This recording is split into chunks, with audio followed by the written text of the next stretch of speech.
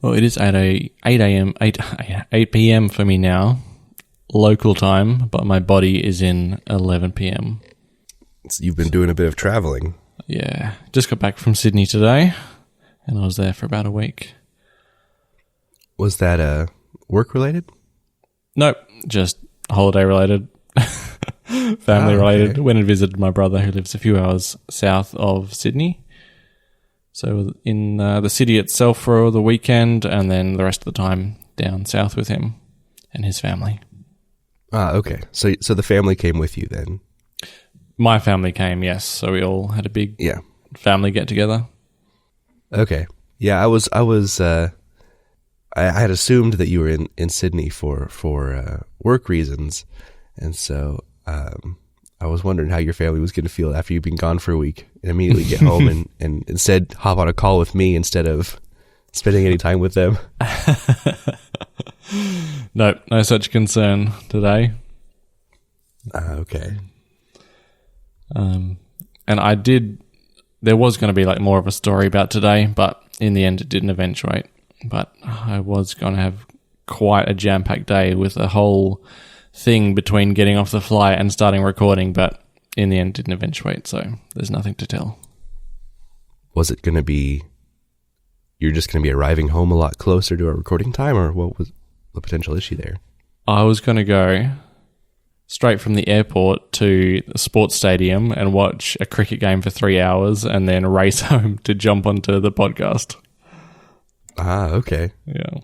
Yeah, that would be cutting it close, especially because my knowledge of cricket is very limited, but aren't those games known to potentially go very long time?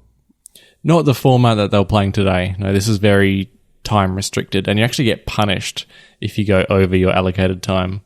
So it tends to run to the clock. Okay. But it still has been quite a long day, so forgive me if I fade towards the end. I've only travelled 4,500 kilometres today. We'll be exchanging energy levels throughout the course of the podcast. I'm just waking up and you're falling asleep. Yep. I'm in the continued spirit of, I guess, the last episode. I am still sick. Not still sick with the same thing. I just managed to get sick again like 2 days ago. So, that's frustrating. Yeah. One of the many joys of just having children in school. It seems they're always bringing something home, especially this time of year. Yep. Yeah, well, I haven't had a child in school since early December, so been dodging everything, basically.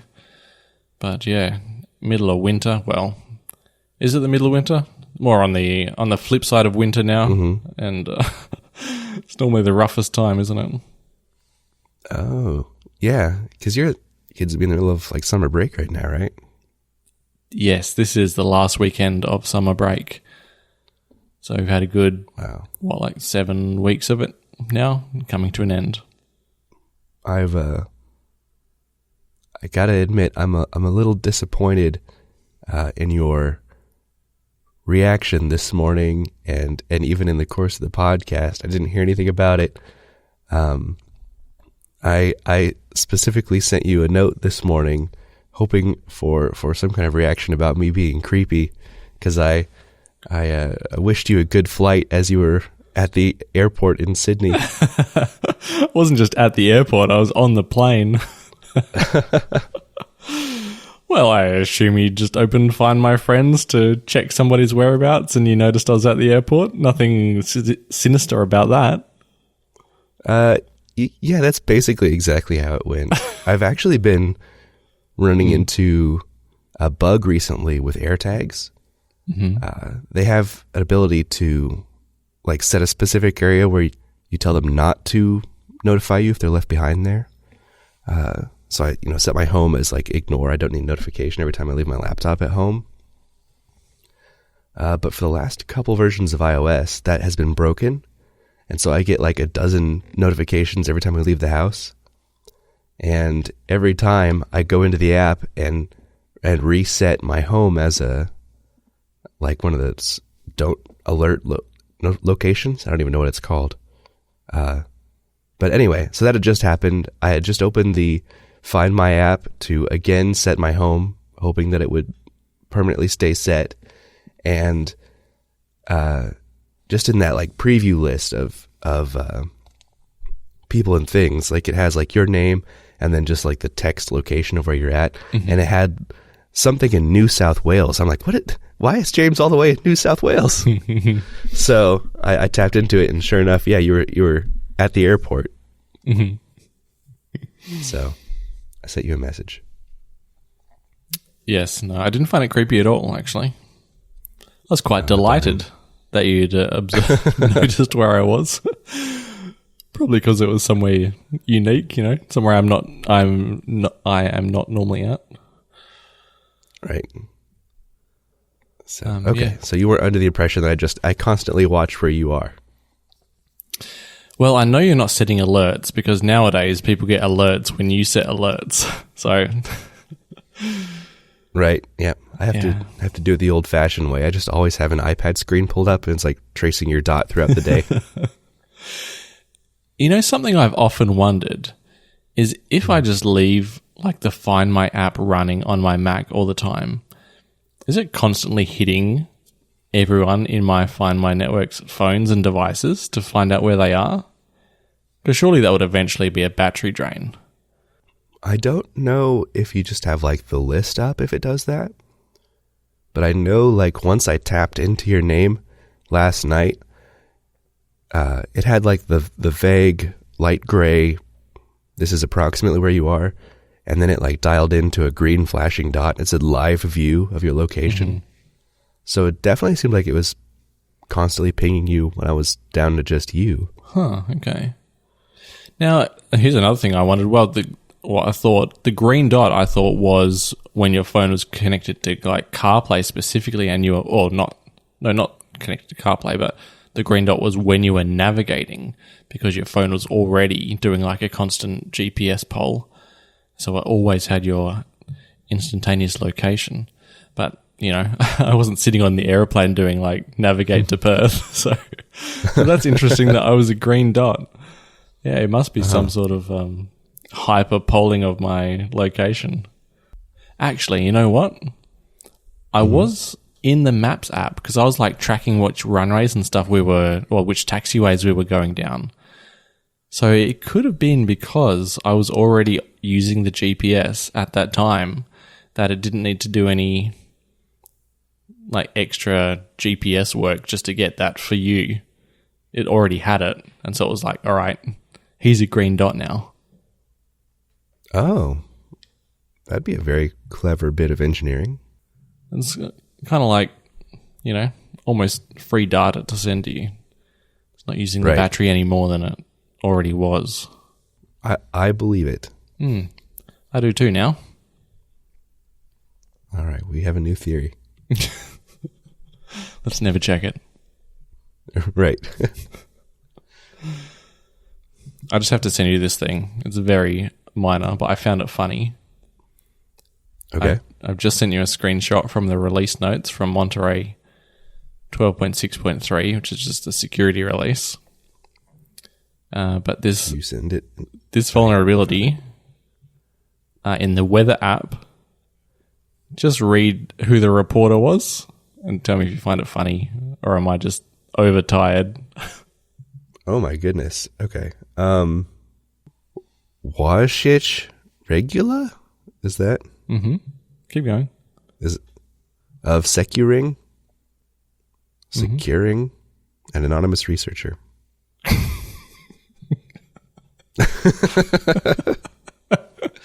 Oh, I see. You get it? Okay. I thought the joke was just I couldn't pronounce his name. No, the joke was it's very specific about who it was, comma, an anonymous researcher. Instead of putting comma and, yeah. Oh, I see. It's two different people. It's two different people, but it reads like this very specific person who is an anonymous researcher. Oh, man. I can't believe you read through all the patch notes. Well, when you weren't here at operating systems. 2 minutes to the hour, I started panicking and looking for something to do. You just quickly got bored. No, really. I saw the red dot in the settings app and I thought, an update from Monterey? How unusual. I thought I'd been left to fend for myself. And then decided to see what it was all about. And it's just a bunch of, security patches. My system preferences refuses to close itself. Like it's currently open on this computer. When I click X, it says, system preferences is busy and can't be closed. And by system preferences, you mean settings? Because you're on Ventura? No, my podcasting Mac can't run Ventura. It's stuck on Monterey. Right. Yeah, it's busy. So, well, if it's busy, it's busy. You can't argue with that. Well, it's been busy for 2 weeks. Have you tried restarting? No. Macs don't need it. No. This podcasting computer, before it was moved into a nook in the basement, sometimes kids play games on it, so they had their own accounts, and I just deleted them all recently because now it's only used by me, and system preferences has been in the process of deleting them for that long. Oh. So it refuses to close. Okay. You didn't happen to choose like a secure delete option, did you? Because that can take a long time. I don't believe so. Like as far as system preferences goes, like it doesn't indicate that it's in the middle of doing anything. The accounts are all gone from the users and groups list. It just won't let me close the app still. I reckon it deserves another week. It's earned it. I think I'll immediately go from... I won't even bother with a restart. I will just do a whole clean OS install if it won't close. Yep. Take a flamethrower to it. Yeah. It's probably doing something in the background. I like what? Overwriting all their data with zeros still on the drive?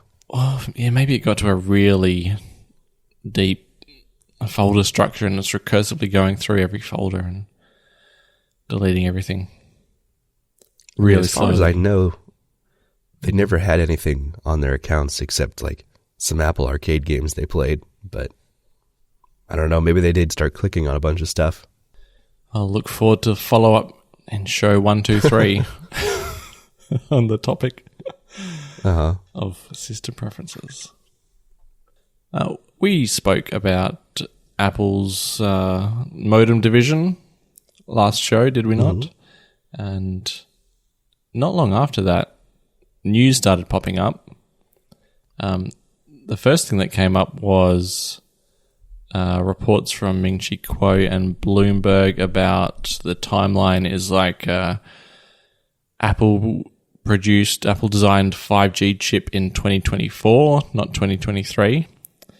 So that was the timeline at that time. But then in the in-between time of that report and our show coming out, there's been another report which kind of in the same vein says that Apple has stopped working on a Wi-Fi chip.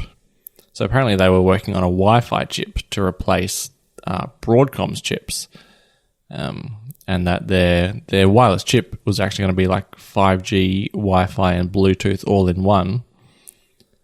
But because of insufficient development resources, they have delayed definitely the Wi-Fi chip and, depending on how you read the text, maybe even the 5G chip as well.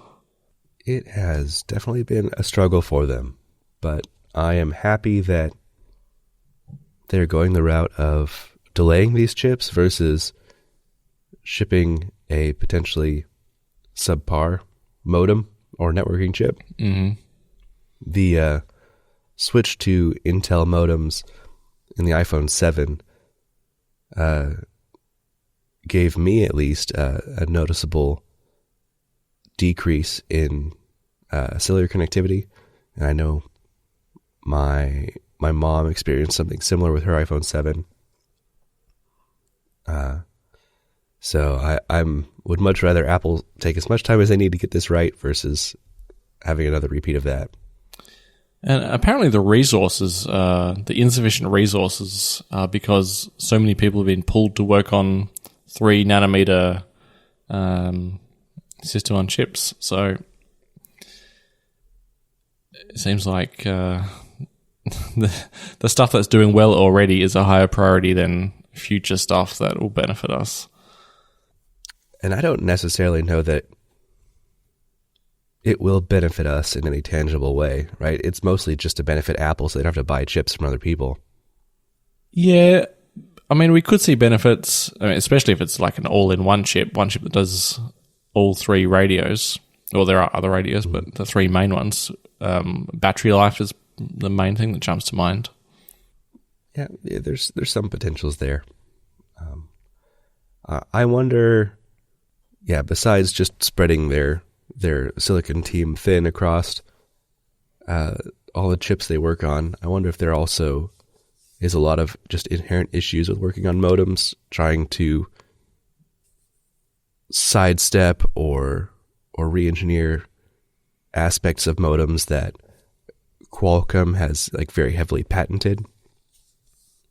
I know there were rumors at the time that was the big limiting factor why Intel decided they couldn't do 5G modems, is because Qualcomm had the technology so locked down with patents there was no way to do it without basically licensing it from them.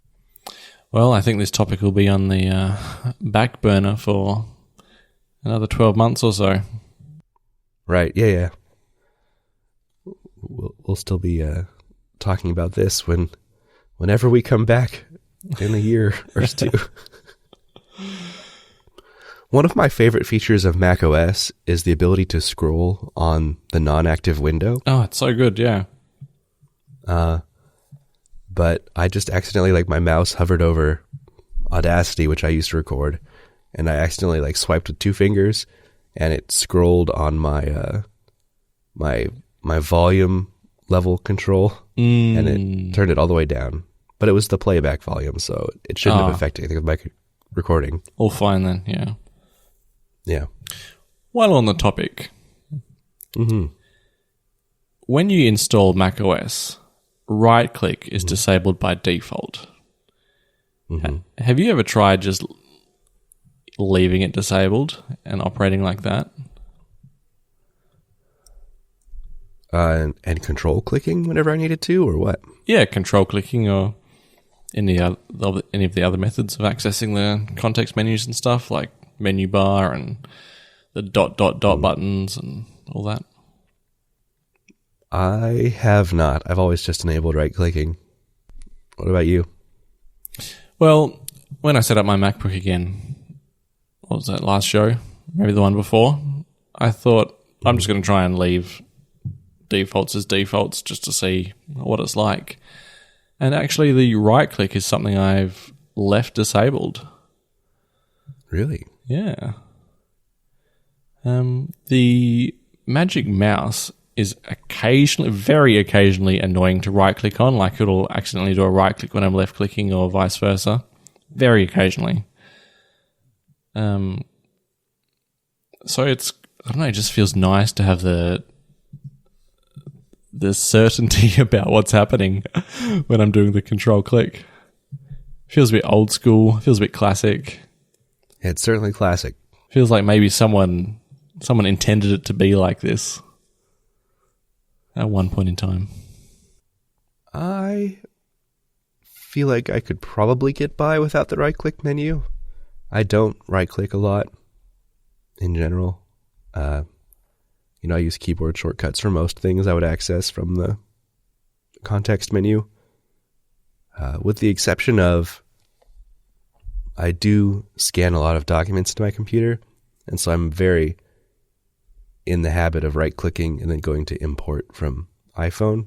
And I don't know how to do that from the menu bar. I'd have to figure that out. No, I've never tried that, but I guess control click's the way to go then. Yeah, in that one situation. Yeah, I could probably get used to that.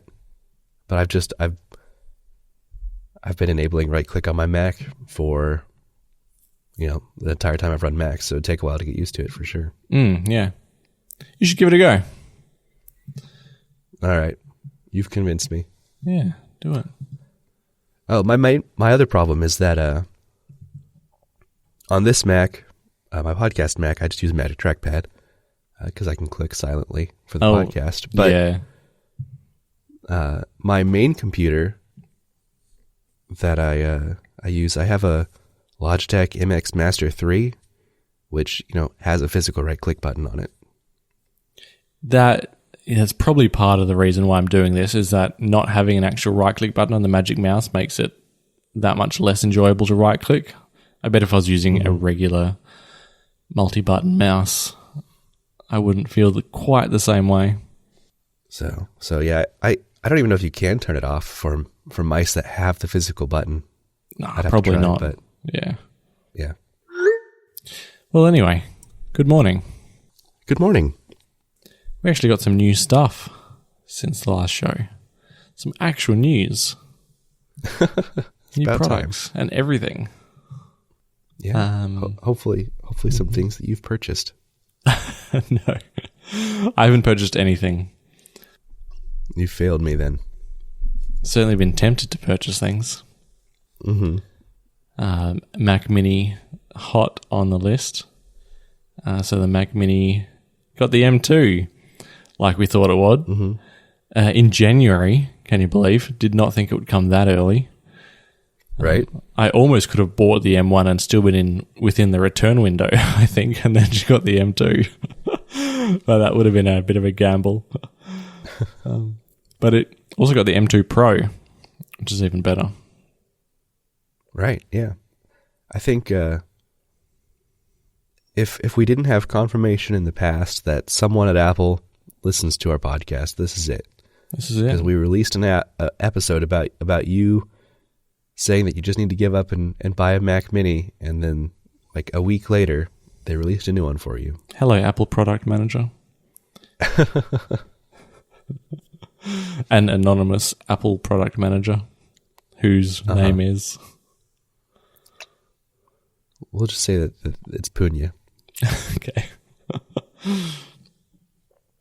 Up to 32 GB of RAM instead of 16, which I was glad to see because I have started getting RAM limits recently, which is unusual. You know how the Mac gives you the little what even is that menu called? It's like the force quit menu looking thing, and it says out of system memory. So after all these years, finally, I don't think 16 gigs enough for me anymore.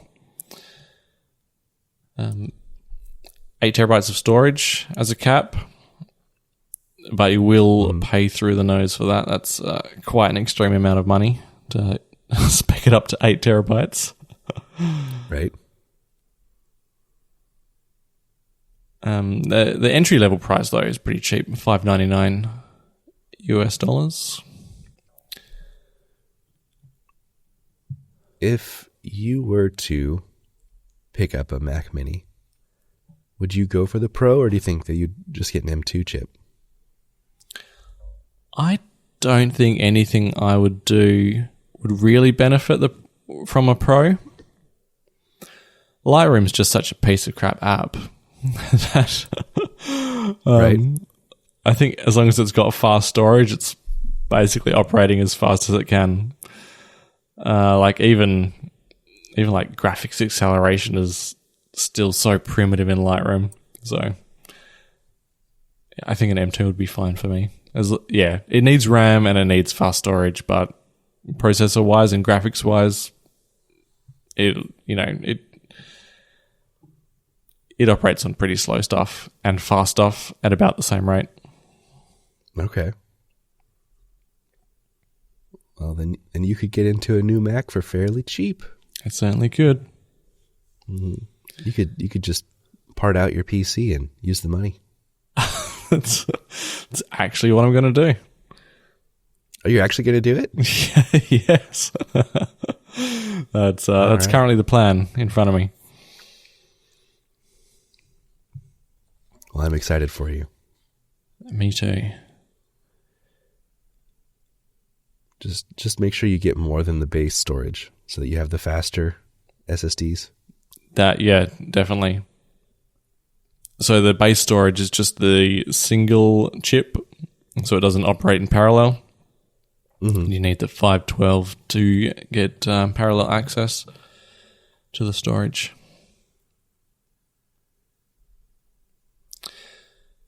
One other consideration for some people is that only the M2 Pro will give you 3 displays, and the regular M2 will only give you 2 displays. But I don't think I've ever used 3 displays in my life, so. Oh, yeah, I've, well, not anytime recently, but when I was still frequently using my big gaming computer, it had 3 4K monitors plugged into it, so I guess I would need a Pro for that. You would, yeah. It also has 4 Thunderbolt 4 ports versus the 2 on just the M2 chips. Yep. Are you a big Thunderbolt 4 user? Sorry, it's not Thunderbolt 4, is it? It's USB 4? Oh, yeah.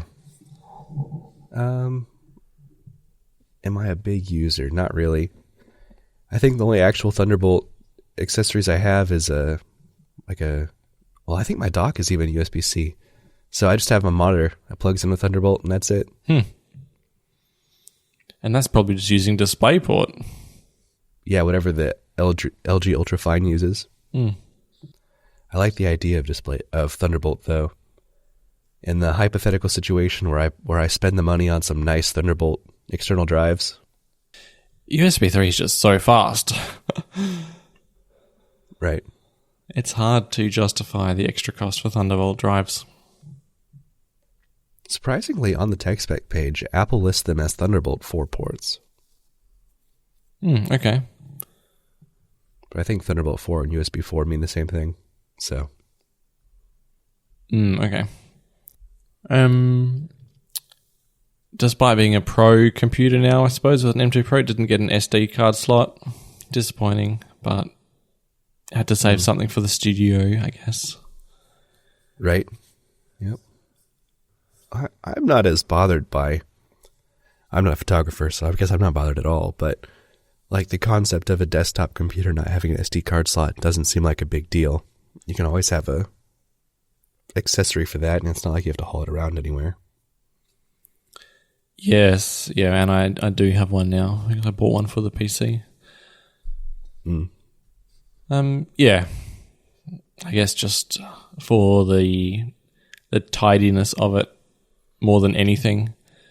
But right.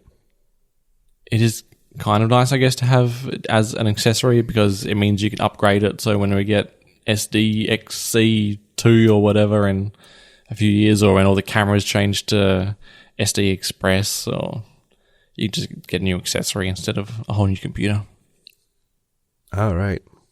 Well, sometimes I like an excuse to buy a new computer, but I get your point. And the MacBook Pro 14 and 16 got M2s as well. Yep. You'll have Pro to Max.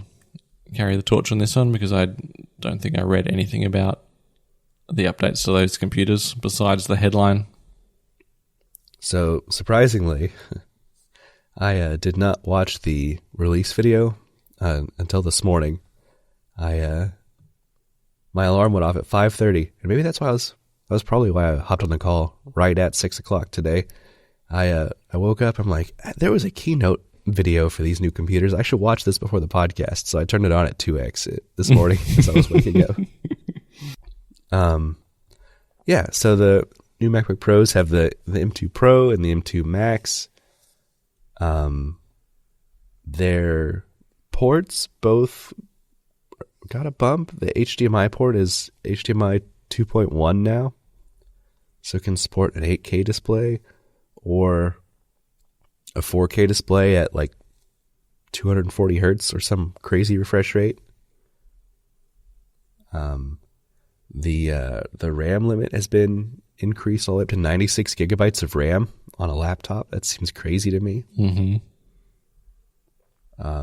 There was some rumors when the M2 chip came out that the Pro and Max versions of the chip were going to be manufactured on a 3 nanometer process, but there's still the V2 5 nanometer process that they used for the base M2 chip. And are we just skipping 4? Is that what's happening? Seems like it. I don't know enough about silicon manufacturing, but I think it seems like it's always odd numbers because we went from 7 to 5. True.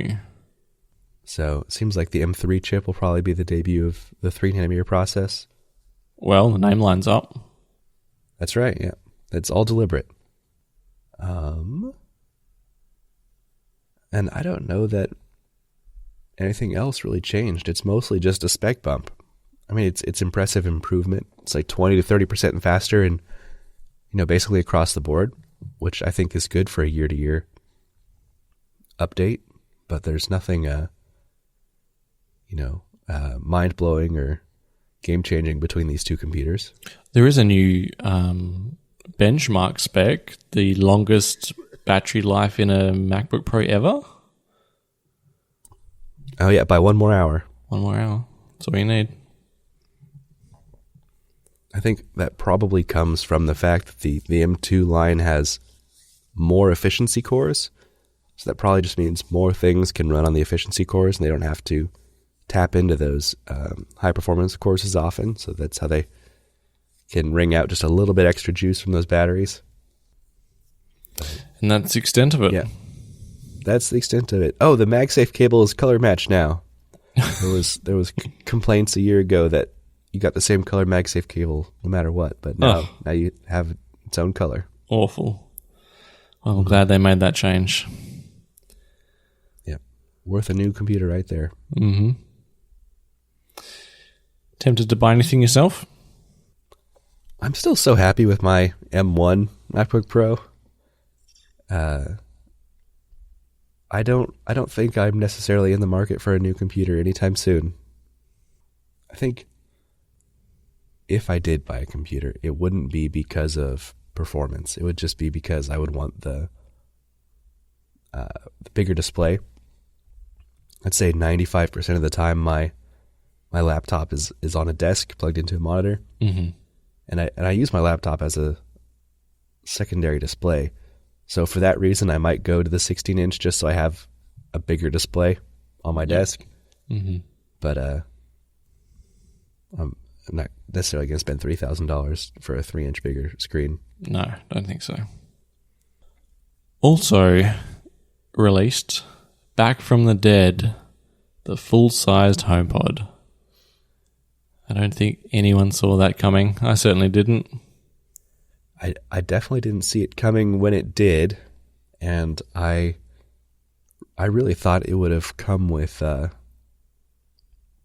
more changes to it, and not just kind of basically re-releasing the HomePod with the same price, the same features. Well, they slimmed it down a little bit. 2 fewer tweeters, 2 fewer microphones,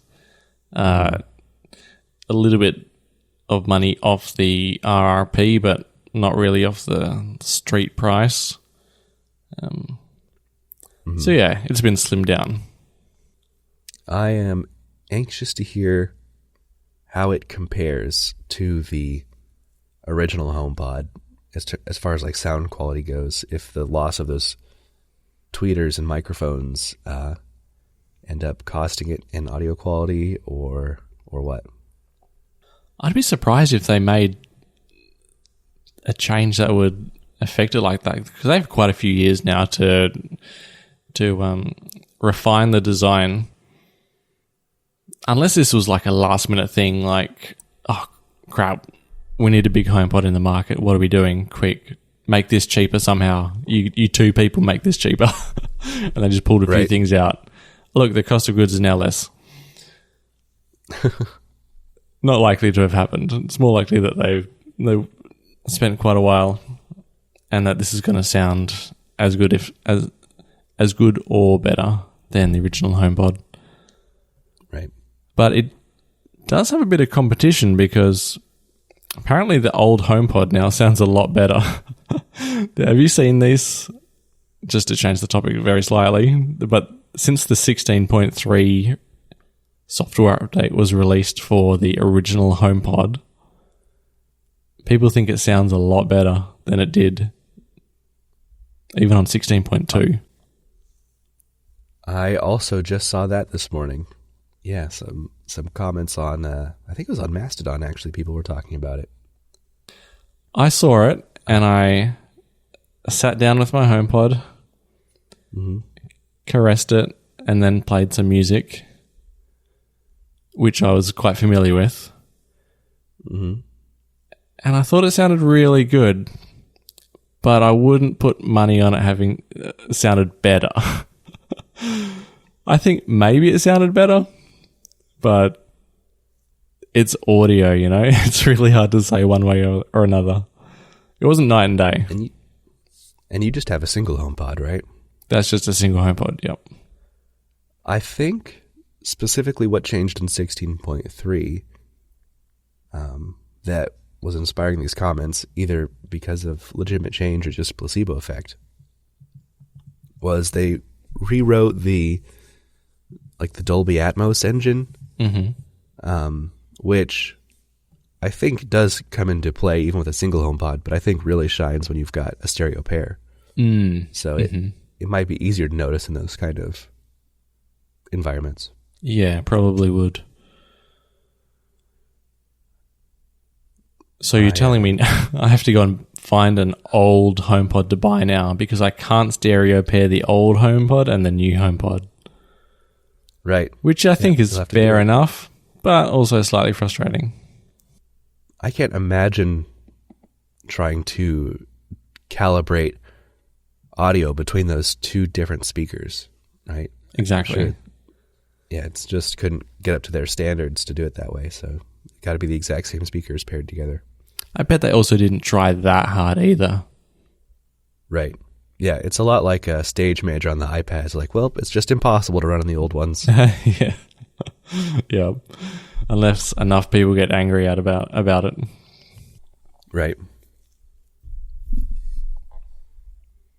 On the new one, also, the touchscreen area is kind of recessed into the HomePod now, which I always thought was really ugly on the HomePod minis compared to the original HomePod.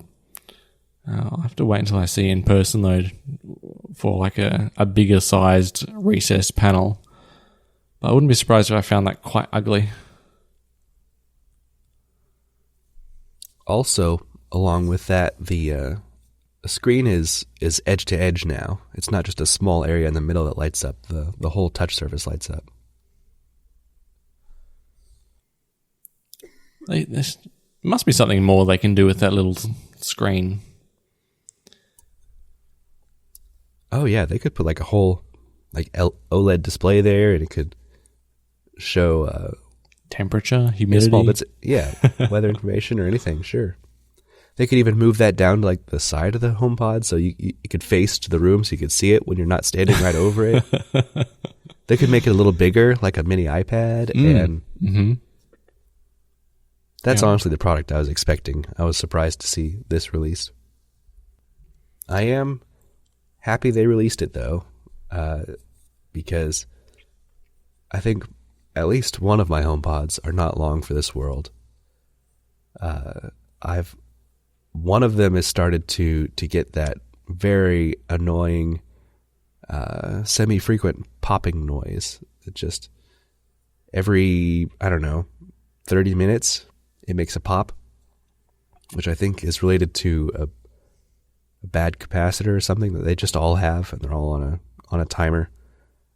Unfortunately, the HomePod that has started doing that is the one that sits beside my bed.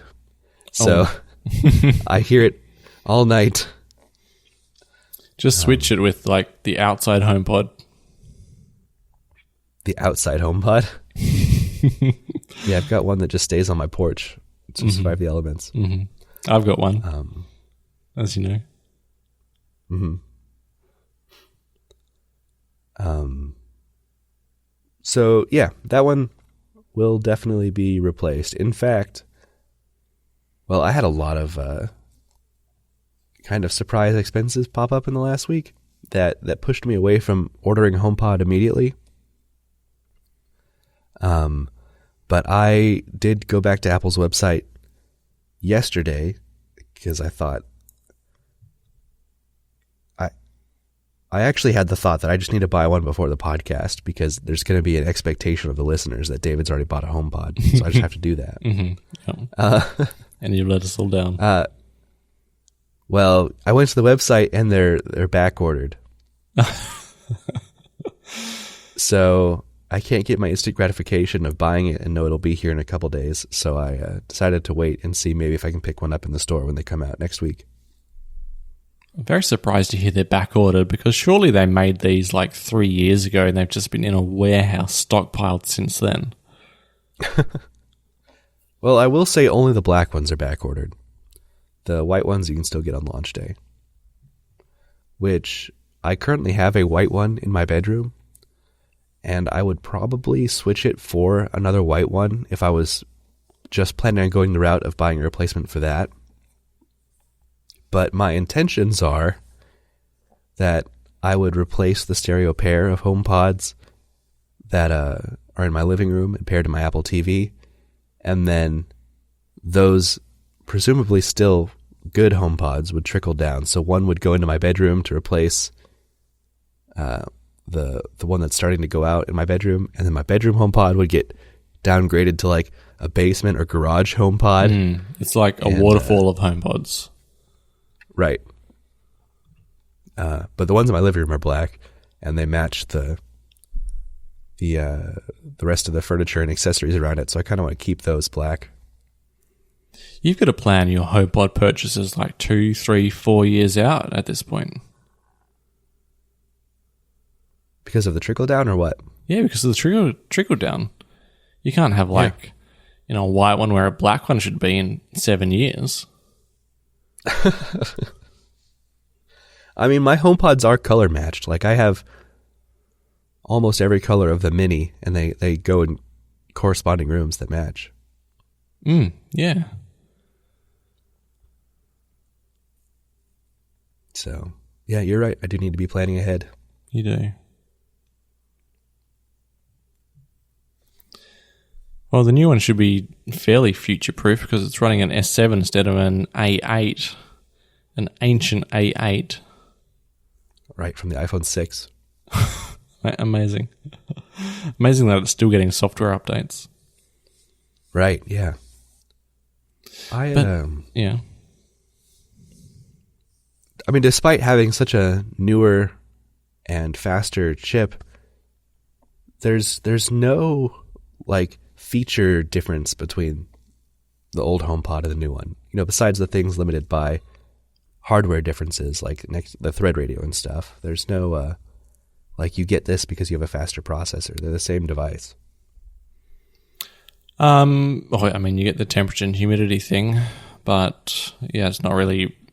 It's probably not processor related. I'm sure you get better performance. That's just an extra sensor.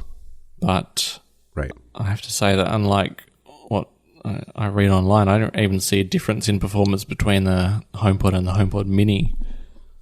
Like maybe it's just a factor of how fast Siri responds in my neck of the woods, but I've never noticed a difference in speed between the two doing anything.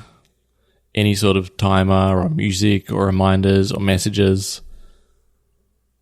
Oh, yeah, my Mini is definitely faster.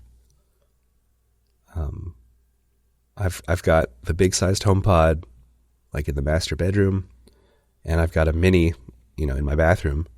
And the difference between asking my big HomePod for the weather or my Mini is, I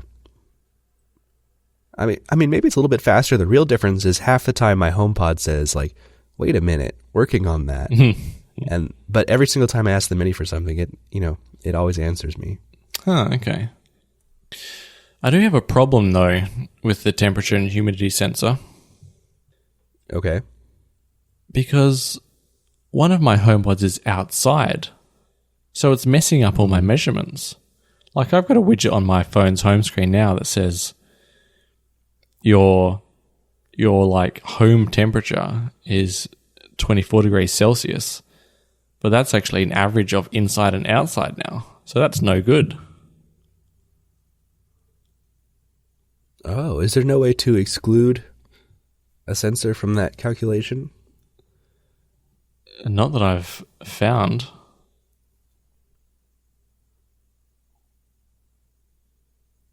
I mean, that's just what you get for abusing your HomePod, I guess.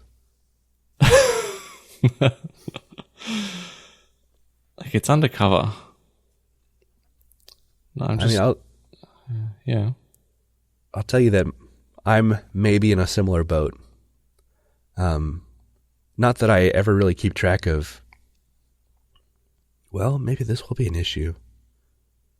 I have a HomePod Mini in the bathrooms, so every time you take a shower, it's obviously going to skew my home humidity levels. And I do have a whole home humidifier hooked up to my furnace that monitors the humidity in my house and adjusts the amount of water it's putting into the air based on those levels. I haven't looked into it yet, but I suppose if it's watching the bathroom, it goes like, oh, humidity's at 60%. I'm going to shut off all the water. Yeah. I could have a very dry home. I found an option to remove accessory when you're specifically in the temperature sensor of a HomePod in the Home app. Like 4 levels deep in this convoluted long press pathway. Long press, scroll, cog, accessories, long press, remove accessory. But remove accessory sounds like it's going to remove the whole HomePod. Right. Yeah, it sounds like they're taking it out of your home. And there's one other option called status, include in-home summaries on or off.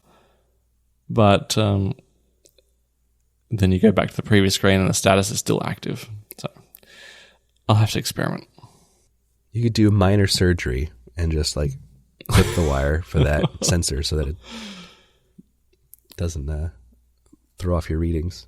It will ruin the waterfall of where this HomePod goes in 3 to 4 years.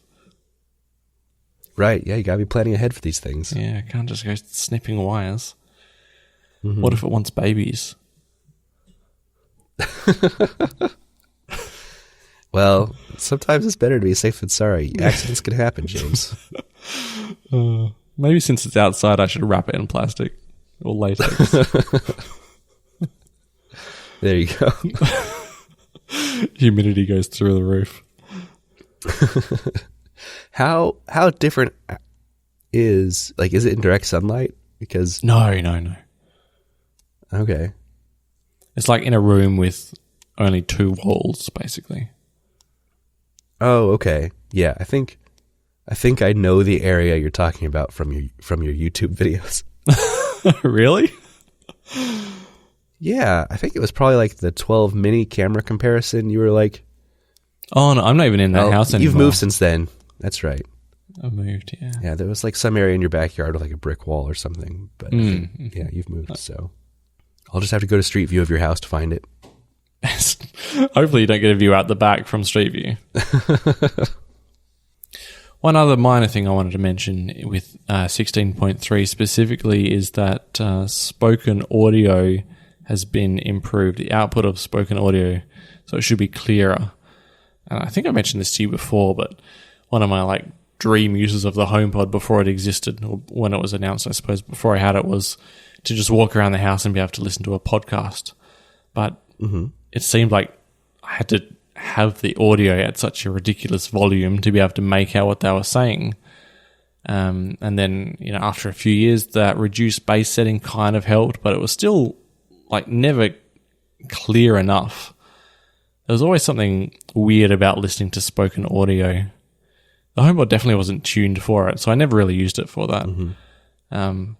But yeah, just before we sat down to record today, I had a quick listen to the spoken audio now on 16.3, and it does seem to be much improved, so I'll give that a more serious go when I've got a house not full of sleeping children.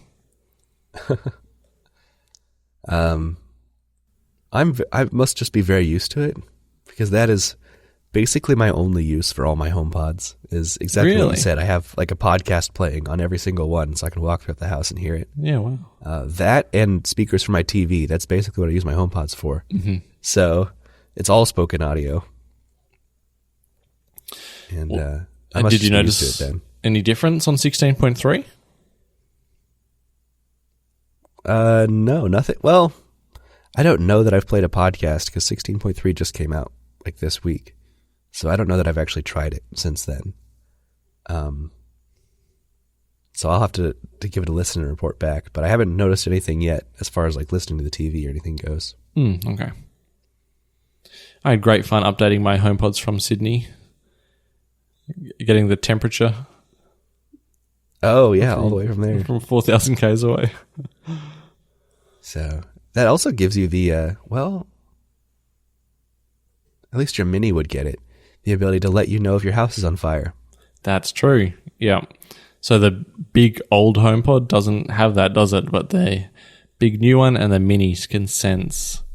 Well, it says smoke alarm and carbon monoxide alarm, but surely that's just the same alarm, right? Or do they have specific, distinct alarms? They have distinct sounds. Okay. Yeah. So I imagine it's just any alarm is going to trigger it. Or it should be. I think those are just the two most common to have in your house. Yeah. So you could have found out from Sydney your house is on fire and not done anything about it. Nope. Oh, I could have called the fire brigade. Presumably. Well, maybe you'd get a heads up ahead of time, but I was like, I hope your neighbors would call that in as well. Yeah. By the time your outdoor HomePod has noticed the house is on fire, the neighbors probably have noticed too. I've got a Mini inside as well. Okay. What's your HomePod count to at this point? Well, it's the three. It's the big original in the living room. I've got the kitchen Mini and the back door Mini. Okay. So you're almost halfway there to where I'm at. I'll keep working on it, but I think you're about to accelerate away out of reach. Just a couple more. You could catch up pretty easily if you put your mind to it and your wallet. Yeah, the thing is, I don't want minis. I want the big ones. It's definitely a more expensive endeavor. Do you ever use the intercom feature on your HomePods? Occasionally, but usually it's not like a serious usage. It's more of a fun sort of usage, if you get my gist. Or as like as like a second resort. Like, actually, Yasmin tends to use it. Like, she's in bed still in the morning. I'm on the couch. She sends me a message to make her some tea. I don't have my phone with me because I'm reading a book. So she'll resort to intercom to get the message across. That's kind of our usage in the house, yeah. Yeah. That's basically the boat I'm in too. Like, nice thing about having them in the bathroom is I can like be taking a shower in the morning. As I get out of the shower, I can send a message to the living room to like tell my daughters, like, you better not be watching TV. Go brush your teeth or something while we're getting ready in the morning. Mm-hmm. So that it is a nice feature, but it's not super commonly used. It's more for fun, if you get my gist. You know, the intercom should reach to CarPlay as well. It does. Yeah. But I've never had a use case where a message wouldn't do the exact same job. Right. Yeah. I think, I don't know. It makes sense in the context of a bigger family than mine, I suppose. Like they're demonstrations of they want to announce something to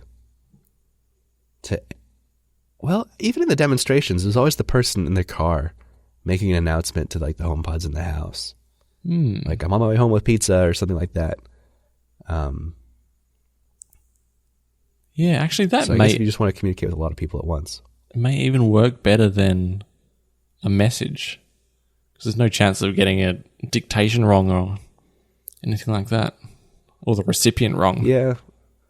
Yeah, but you have no guarantee that your recipient actually heard it. Like, if they're not near your HomePod, then they don't know.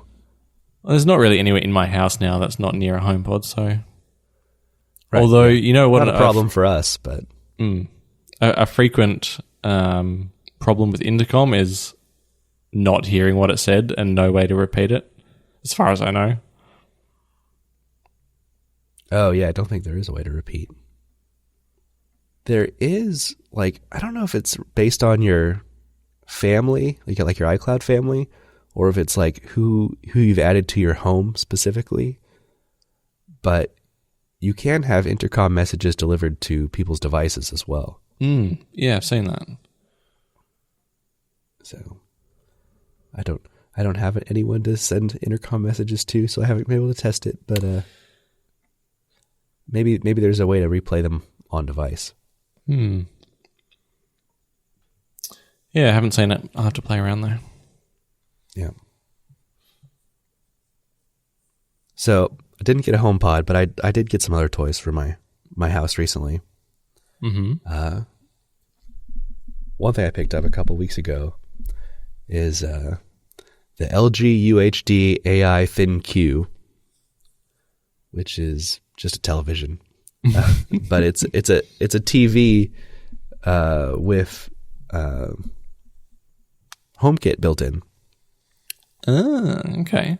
So I can AirPlay to the TV, without having to have an Apple TV plugged into it. And it shows up in my home app, and I can turn it on and off from my home app. So it's actually a television that I don't have an Apple TV plugged into, and I still get all the features that I care about. And in this case, it's not a primary TV for me. It's mounted on a wall in my dining room, and so the only thing I really use it for is like AirPlaying to from my phone, and that works just fine. So I don't even know where I was going with that. You're in the future. The future of the Apple ecosystem is a not really headless. It's like a headed Apple TV with no body. The body being the Apple TV. A bodiless Apple TV. And one it's almost nostalgic thing that I've run into as part of using this TV, because it has its own operating system. LG TVs run on WebOS. And it's got a bunch of pre-installed apps, and most of them are junk. But one is, it's like called LG Channels or something like that. And it basically gives you a cable TV like experience, but it's all pulling channels like over the internet. Okay. So I have been able to like flip through channels and do just channel surfing in a way that I haven't since I was a kid. I'm so used to all of my content being on demand. It was a nostalgic experience for me, and quaint, entertaining in a way I forgot. Did you ever settle on something or find anything that you liked, or was it just an endless scroll? I settled on a few things, but it's like America's Funniest Home Videos, or I guess, I don't know, you probably don't have that in Australia. Wipeout, is that? Oh yeah. Something that you've seen? Yeah, we've got both of those. Oh, okay. So, not things I would ever actively seek out, but it's like, oh, this is entertaining, and it's all I could find. So now it's background noise. So, and it's in your dining room, so it's like eating dinner and watching Wipeout or Top Chef. Yeah. So the motivation for this TV in the first place is, I'm here by myself most of the time during the week. I've got my daughter, for the last couple of days of the week and then over the weekends. But for most of the week, it's just me. And when I'm working during the days, ever since I moved into this house, I've ended up just eating my lunch in my office. So I'll be working. I step away from the computer to make lunch. I just bring it back in my office and sit down at my desk and eat lunch, so that I can like stay plugged in. Maybe I turn a YouTube video on while I'm eating, and I've got a lot of electronics in there. I've got a nice rug on the floor. And the whole time I'm thinking, like, I need to stop eating in here before I spill something and, like, ruin something really nice. Yep. So I thought, maybe if I put a TV in my dining room, I will actually use my dining room, and I will sit in there. So that was the attempt. I spent money to save money, because that's how I justified it, because now I won't ruin my nice rug. It's basically an insurance plan on your there office. You go. Yeah. Yeah. So that was the idea, and it's worked out fine so far. The only issue this week has been Elizabeth started a big Lego set. My whole dining room table is covered in Legos, so I did not use it. Is it like hard mounted to the wall? You couldn't just move it to another room? It is, yep. I actually, one of the many joys of being a homeowner is I not only mounted it to the wall, but I like punched a hole through the wall so I could, hide all the cables, so there's no wires visible. Yeah. Why couldn't you just sit on your couch with like one of those trays with the soft bottoms to eat your lunch? Because I really don't want to ruin my couch either. All right. So I don't trust myself not to make a mess. It takes one fumbling a drink to suddenly have a stained couch. Maybe you should sit out the back. Put a HomePod out the back and listen to a podcast. There you go. Yeah. I've got a nice back porch with one of those, like, I probably told you this already, like a power retractable awning. So I can just press a button and have an awning cover my porch. Oh, really? I don't think I knew that. Oh, okay. Yeah, it came with the house, so it's a nice little perk. I did get a couple smaller HomeKit accessories as well in the last couple weeks. Mm-hmm. One thing that I added was a door sensor to my door that goes down to the basement. So when I open the door, my basement lights come on automatically now. Nice. So in the past, I've always had to, say, Yo Siri, turn the basement lights on as I'm going downstairs. And now I don't have to, and it's very nice. It's always worked to the... Oh, go ahead. You have had motion sensors before, though, haven't you? Not discrete motion sensors. I've had HomeKit cameras that I've triggered actions off of motion being detected on them. But couldn't that turn a light on? Well, oh, you mean it's built in to the camera? Yeah. So first of all, I don't have a camera facing my basement stairs, so I couldn't have used that. But also, I've not had a lot of luck with using them as motion sensors in the past. Yeah, I remember. I know that. we've talked about this, where I turned a light on with the motion sensor, and then the light turning itself back off triggered the motion sensor again, so it was in a loop. Yep. So yeah, I ended up using it's an Eve door and window sensor, and it communicates over Thread, so it's super fast. And I like it quite a bit. Does it? Is it battery operated, or did you need to wire it in? It is battery operated. I don't know that I could wire it in if I had to do that.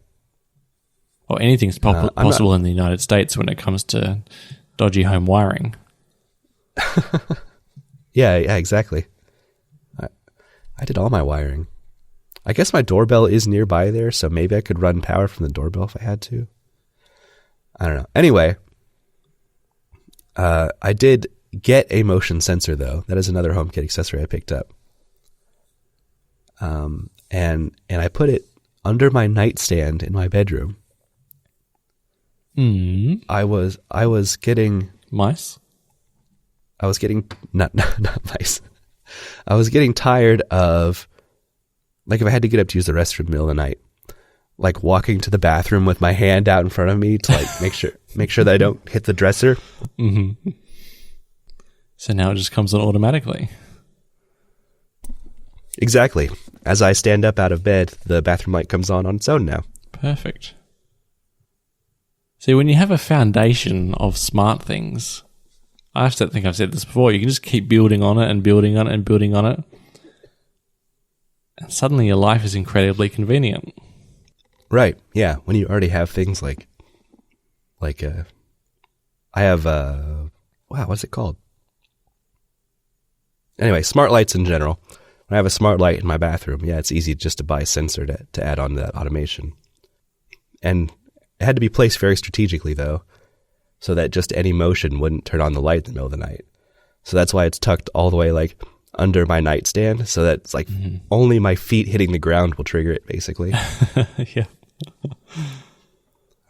But it's also an Eve accessory. I've really enjoyed Eve as a brand recently. They're all in on Thread and Matter support already. Mm-hmm. They're fully HomeKit compatible. Lightning fast response times. I've never had them have connection issues. I'm a big fan of them. And yeah, this is another Eve sensor, and it's also battery powered. It's got some other things that I don't use. Like, it's got like a light sensor, so I could trigger automations based on the level of light in the room, but it thinks it's always dark because it's, tucked away. Yeah, okay. Yeah. I will have to check out how Australia friendly it is, I suppose. You could just have me drop ship you some. Well, we have very different power standards, so I don't think that'll work. Well, none of it. It's all battery powered. Ah, right. Okay. Yeah. I did make another very big purchase in the last week, and it's got a bit of a story associated with it as well. So, as you know, I use an old Mac Pro as a NAS, as a 2010 Mac Pro. It's got a couple 3 terabyte hard drives in it in RAID 1 as backup drives. And then it's got a 500 gigabyte SSD, which is its primary drive and is original to the Mac. Like, I can't imagine what a 500 gigabyte SSD cost in 2010. Probably thousands of dollars. Yeah, like $10,000 probably. Right. Yeah, it's incredible. But anyway, the way that I make a long-term backup of my photos is probably not the ideal way to do it. But what I do basically is once a year, I download my entire iCloud photo library to the Mac Pro, and then I just copy the photo library onto my backup drives. So, the real full true backups are only done yearly, which I guess is not great already. But the issue I encountered this year is my photo library has officially exceeded 500 gigabytes, so I couldn't download the whole thing to my Mac Pro. And I thought I'd have to either upgrade the SSD or get a new computer at some point. But in the meantime, I thought, no problem. I'll just take the hard drives out of this. I'll put it in an external drive caddy, and I'll plug it into my laptop so that I can at least get this backup done. Why didn't you just move the photo library to the 3 terabyte drives? I don't know. Okay. I know it's possible to move it, but I didn't. I'll give you a tip though. Mm-hmm. Running photos on a hard drive is incredibly slow. Like, this app is 100% designed to run on an SSD now, and it does so much, I don't know what, like, so much disk access that it runs like a piece of junk even on the fastest hard drive you can get. So it's not worth doing. Well, then that's why. That's why. Anyway, I thought I would take the drives and just plug them into my laptop to get the backup taken care of for now. So I dug out my old external drive caddy. I plugged them in. I plugged it into the Mac, my laptop, and it showed up just fine on my computer. But I thought, while I'm here, I will go into disk utility and I'll just check the drive health to make sure everything's doing okay. And what I realized was one of my hard drives has totally failed. And it was just by the fact they were in RAID 1 that, they're still working at all. That total redundancy saved me there. How did you bring the RAID from the Mac to the caddy? Well, the caddy has 2 drive slots, so I plugged both of them in, if that's what you're asking. Yeah, but wouldn't you need like the same RAID controller to be operating it? There are a couple different RAID controllers, but I guess it's the same between the Macs because it wasn't an issue. Okay. Anyway, so yeah, one of them has totally failed, and that prompted me to actually look at the hard drives and realize these are 7-year-old hard drives. So reaching the end of their life, maybe 7 years is a little too early for one to have failed, but it's getting up there. So now I had a real problem. My Mac Pro isn't a good solution for backing up anymore. One of my hard drives are failing, so they need to be replaced. So I decided to go just all in on it, and I bought a Synology. And it was just delivered yesterday. Oh, you haven't had enough time to play with it yet then. Oh, no. Yeah, so I got the Synology ordered 2 weeks ago. It just got delivered today. I did go to like the computer. Oh, I went to the computer hardware store and I picked up some drives for it. Mm-hmm. It's just a 2-slot Synology. Okay. Yep.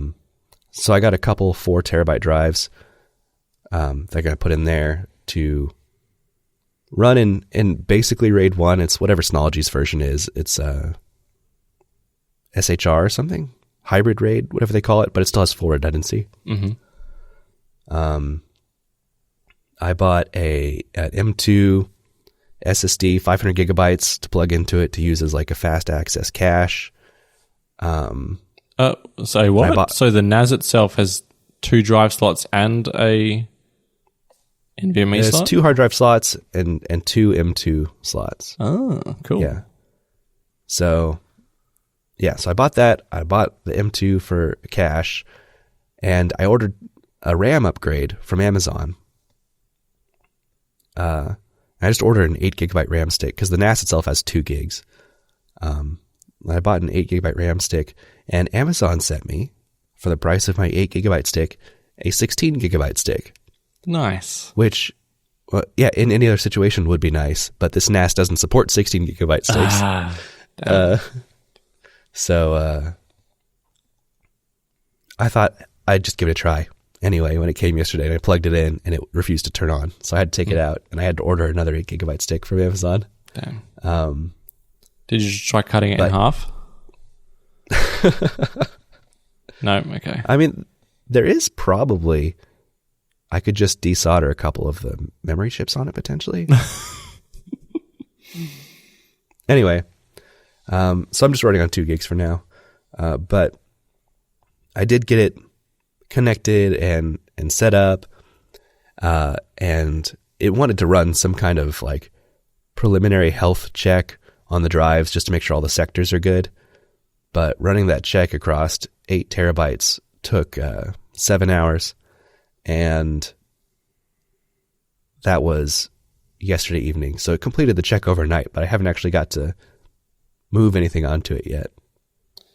So this is going to host your photos backup. Do you have any more plans for it though? Well, it's gonna host all of my backup and long-term storage, because I've got more than just my photo library on there. I've got all my family videos. I've got old documents. Just everything that doesn't belong on my day-to-day computer gets backed up on those drives. Or saved on those drives. It's not really a backup because I was going to say, if it's the only copy, it's not a backup. Yeah. That actually leads to my next question, though, is how do you back up the NAS? My plan at the moment is to get a Backblaze subscription going on it. Does Backblaze support, is there like a Synology Backblaze app? Yes, there is some kind of integration there. I haven't figured out how it works, but I did check, and Backblaze specifically supports Synologies. Nice. Because that's one of the reasons I haven't really, or I've avoided NASs and opted for local storage, is that just like my Backblaze plan on my Mac will happily back up any sort of local storage you happen to plug into it at one time or another, but right, it leaves the NAS alone. I think the one place where it might hurt me is to use Backblaze with a NAS. You specifically have to get like their, it's like a business tier or something, which costs a little bit more. Okay. But that's the route I'm exploring right now. So my backups will be, 2 drives with full redundancy in my home, and then an off-site backup. Yep. Sounds promising. Yeah, I'm excited. And then I will set up a partition, or I think it's called a shared folder or something like that on the Synology, to have all my Time Machine backups go to as well for my Macs. Oh, yeah, of course. Are you sure 3 terabytes is going to be enough? Or 4, was it? It's 4 terabytes. I'm fairly confident it's going to last me a while, because I had 3 terabytes on my previous Mac Pro, and I was only using less than 1.5 terabytes. Okay. I mean, maybe the Synologies have a sudden explosion of usage. Maybe I'll want to run Docker on it. Maybe I'll have an Apache server running on there. Who knows? Yeah. There's so many possibilities. So I might end up needing to upgrade. But that's one cool thing about... So the NAS I got is the DS720 Plus. It has the ability to expand. Like they've got I don't know what it is exactly, but it's just more hard drive slots that you can plug into it. So I could add more drives if I wanted to that way. Their hybrid RAID that they use allows you to upgrade the storage of the drive. So if I want to swap in like 8 terabyte drives or something in the future, I could do it one at a time. At least that's how I was reading it. So I can replace one, and it will still establish that RAID between them, and then I can swap the other one out. Oh, okay. So I've got upgrade paths in the future, but my current usage, 4 terabytes, should be enough. Yeah, seems like a really capable little thing. Yeah, I was.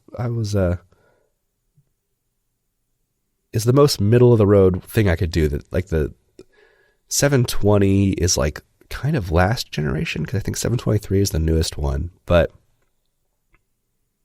it's the lowest end model you could get that has like their pro-ish hardware in it. That lets you do things like upgrade the RAM and things like that. Yeah. And I definitely wanted that ability. So. And what's the future of the Mac Pro? It is probably going into retirement. Poor thing. Had a good life though. It lived a very good life. Yeah, it's been around for 13 years. So yeah, I don't have any use for it now that I'm not using it for storage. So it'll get packed up, and I'll have some free desk space. And the internal temperature of your house should go down a couple of degrees. Yeah, probably. That's probably bad for my basement. It was a good space heater down here in the unfinished basement. Oh, that's a pity. Yeah, in Sydney, I used Apple Maps, the best version of Apple Maps that exists. Because there's different versions of Apple Maps. There are many versions. There's like basic Apple Maps, and then there's the one where you get like footpaths and stop signs and traffic lights. Oh. Yeah. And then there's the one where you get 3D modeling of buildings from photographs taken on the ground. And that is the version that Sydney got a couple of days before I arrived. Oh, wow. So just brand new. Yeah. They've had like the stop signs and the traffic lights and all that for 2 years now, I think, already. But Perth's had that as well, so that was nothing new. But yeah, the whole, like, I think they got the best version of Apple Maps that you can get. And I guess being Sydney, shouldn't be too surprised. Right. But this isn't actually a positive story at all. This is a sad story. Oh, no. I had to resort to using Google Maps so frequently for actually doing stuff that it's still kind of pointless. Have all these fancy 3D modeling of foliage and where does the shadow fall on the building and what does the Sydney Opera House look like on the map. Because if you can't tell me where the nearest grocery store is, then I don't know. There's still not much point. Yeah. So that was the issue, is that it just couldn't, it didn't know about where things were, or was it that the directions were bad? No, directions are good.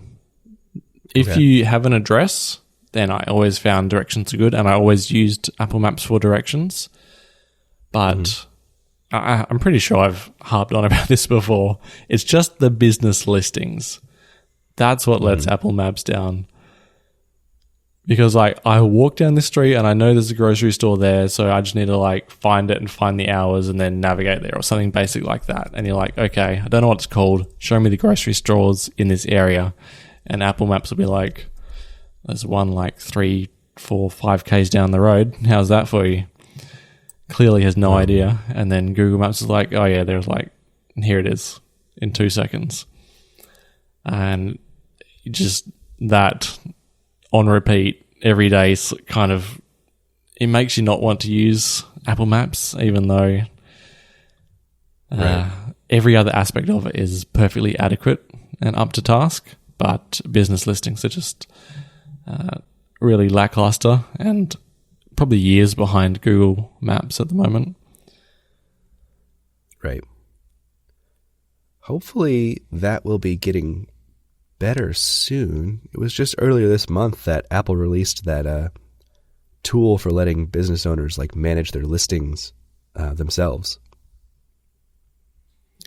Yeah, and I've also noticed that you can now, when you upload photos, you can like opt in to get credit for the photos. So it's encouraging people to contribute data to Apple Maps, and that's what it's going to take. It's going to take business owners being interested because, you know, users are contributing or bringing it up in conversation when they visit a business, and the cycle just needs to kick into a higher gear, or it's just going to stay where it always is, because you can't just rely on like a centralized, like an original point of data for all this data, because it's always changing.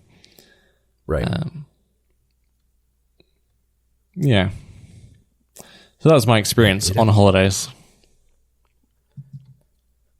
Well, that's disappointing. You got my hopes up there for a minute. Yeah. I should have led with something a little more downbeat, I suppose. Sydney is like one of Apple Maps' flagship cities, it seems. Yes, I remember flagship's the word. When it was announced, they had like flyover of Sydney was one of the very first cities that had it. Yeah, it's like just because of the Opera House, I guess. Sydney, London, New York. It's always up there. Yeah. Right. So yeah, that's too bad they can't even get it right in a city like that. Yeah. I'm still waiting for the I forget what they call their version of Street View. Live view? Look around. No. Look around. I'm still waiting for the look around to show up near me, because I'll be on it eventually whenever they bother adding it. But I saw the look around car drive by several months ago, and it still haven't showed up on there. Yeah. You saw I saw the guys. an Apple Maps person backpacking. How long did it take for that information to populate for you? It was only months, I think. But that came in like the whole city was like released in, like, the look around was released for the whole city, I mean, all at once. Okay. So maybe a greater area has to be completed around you before it becomes available.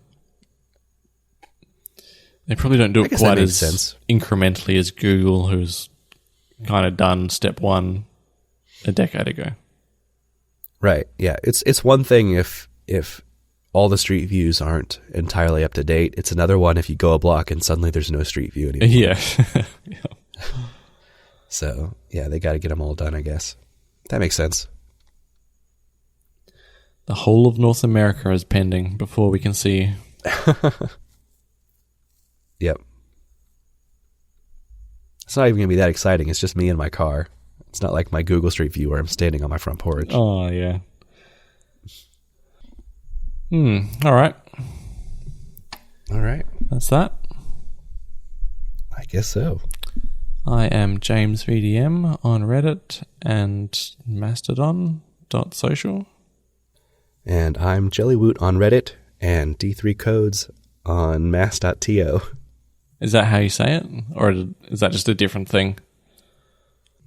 Is that a different thing? I don't know. I mean, it's just the instance of Mastodon that I'm on. Okay, it's called mass.to.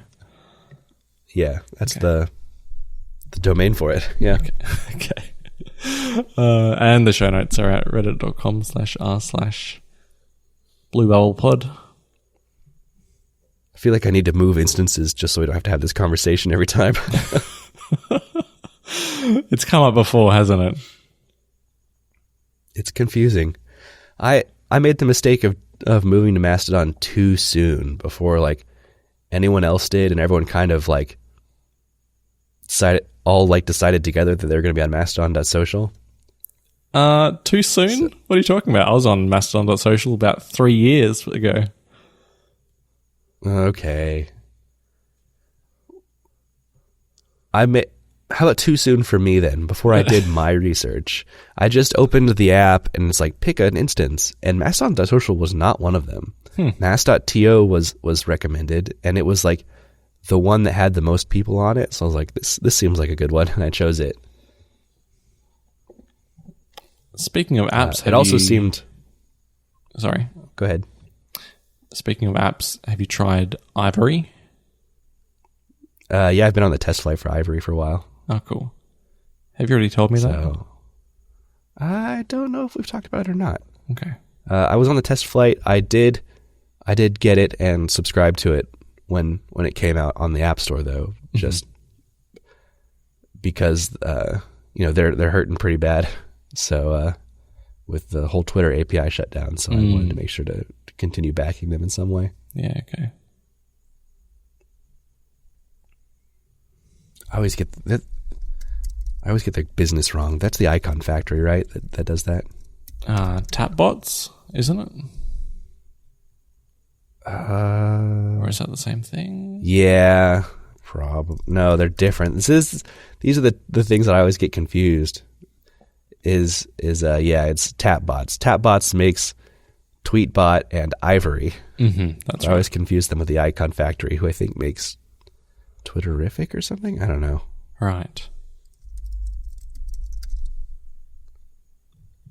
And what are they doing now? Icon Factory. Oh, they have tons of apps. They I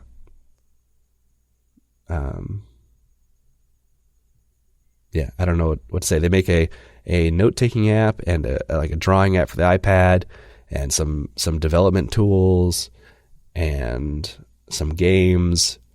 They've got a whole bunch of stuff that they make. Okay. So they've got other source of income at least. Not Icon Factory. Tapbox. Tapbox has less. Okay.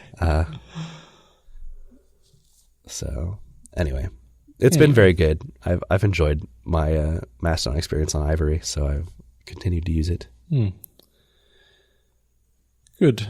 Have you gotten Ivory? I have started using it only a couple of days in, but Okay. yeah, seems like a very decent app. I haven't even subscribed, and I'm getting decent usage out of it.